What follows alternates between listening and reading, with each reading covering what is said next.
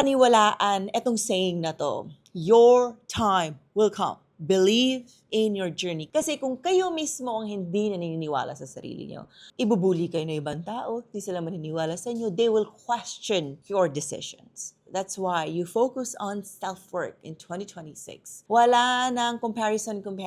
My garden, my life. Dito lang ako sa garden ko. I-water ko to kung sisilip ako sa ibang gardens because I want to get inspiration for me. Paminsan-minsan ginagawa ko din naman yun. Parang ako, ay, nagpipilaris din naman ako. Bakit siya ganyan, ganyan. Tapos I-realize ko, hindi ko naman alam ano pinagdaanan niya bago siya nakarating dyan. Bakit mas magaling siya magpilaris? Superficial example. So before we compare ourselves, let's give credit muna sa atin. Just tap ourselves na, you're doing a good job.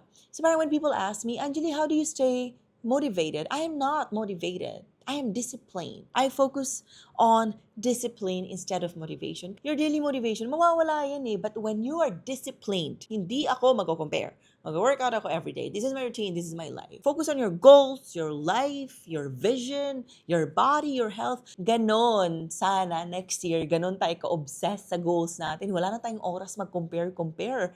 Talagang mag-work, rest, and of course, enjoy. Hindi pwede makalimutan yung enjoy. Enjoy life, diba? There's a thing called life to enjoy.